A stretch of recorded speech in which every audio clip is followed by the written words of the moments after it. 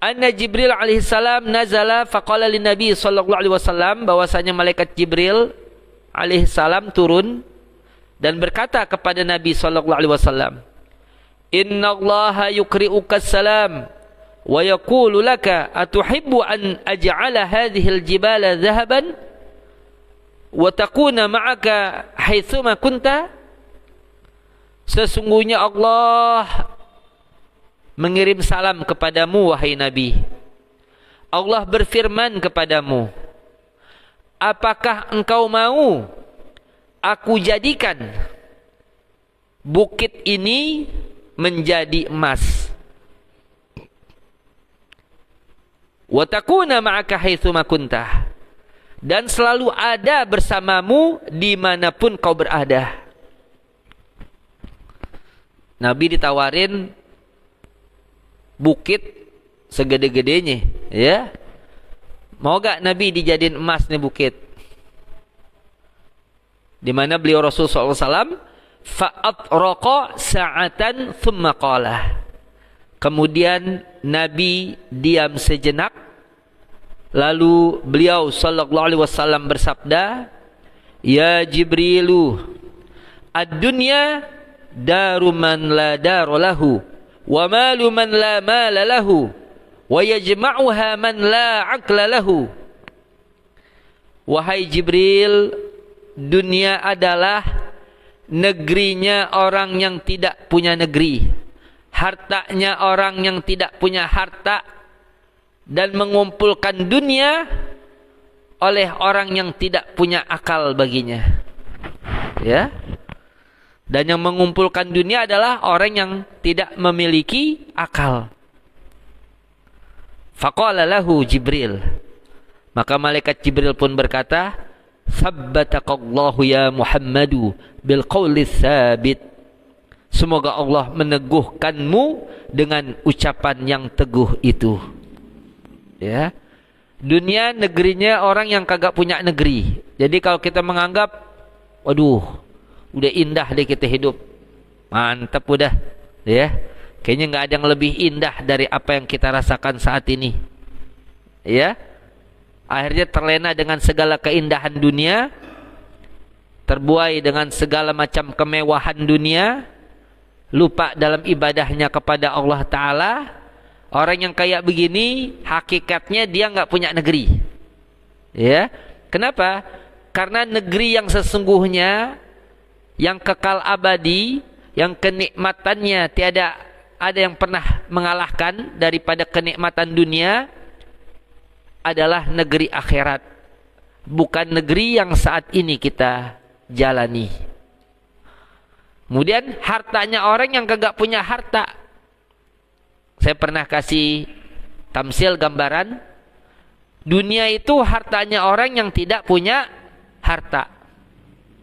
Kita punya duit 1 juta, segala macam udah selesai, ya. Bayar ini, bayar itu, bayar ini, nabung juga udah, ada duit di kantong 1 juta.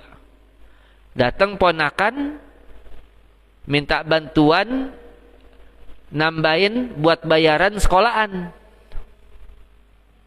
minta 300, kita kasih 100, ya. Masih ada 900 di kantong. Pulang tuh ponakan. Yang 900 kita buat jalan-jalan, beli segala macam, ya makanan, ya segala macam dah. Pertanyaan, hakikatnya harta kita yang 100 apa yang 900? Harta kita yang 900 apa yang 100? Yang 100. Yang 900 habis begitu doang. Tapi yang kita kasih buat ngebantu orang yang memerlukan tadi, itulah yang tersimpan, terpelihara pahalanya di sisi Allah Subhanahu wa Ta'ala. Ini hadirin, ya. Jadi hartanya orang yang tidak punya harta. Kemudian mengumpulkan dunia orang yang gak punya akal. Ya, orang yang tidak punya akal baginya. Artinya kalau memang dunia yang semata-mata dunia. Ya hadirin ya, saya pernah memberikan kisah ya. Karena memang ada orang yang udah sedekah, udah infak, udah segala macam, dikeluarin, dia bantu aja orang. Tapi karena memang keran rezekinya kenceng dibuka, wah, ya. Kalau keran rezeki kenceng, ya Allah, ya. Siapa yang mau halangi kalau Allah sudah mengkehendaki? Ini, ya. Nah, jadi dalam surah Al-Qasas ayat 77 Allah berfirman, wabtaghi fima ataqallahu ad-daral akhirata wa la tansa nasibaka minad dunya wa ahsin kama ahsanallahu ilaik wa la tabghil fasada fil ard innallaha la yuhibbul mufsidin. Carilah pada apa yang Allah anugerahkan kepadamu, ya, sebab-sebab yang kau akan menjadi bahagia kelak di negeri akhirat. Artinya umur yang Allah berikan kita isi dengan ibadat dan lain sebagainya. Tuh, buat kehidupan yang bahagia di negeri akhirat. Tapi jangan kau lupakan bahagiamu di dunia ini. Nah, dunia pun dicari. Ini ya. Dan berbuat baiklah. Wa ahsin kama ahsanallahu ilaik, sebagaimana Allah telah berbuat baik kepadamu. Ya, hadirin ya. Jadi bukannya tidak boleh kaya ya, bukan tidak boleh kaya. Kaya tapi banyak membantu orang yang tak berpunya, nah itu luar biasa. Karena kalau kita lihat kemarin contoh-contohnya itu, akhirnya yang masuk surga siapa itu?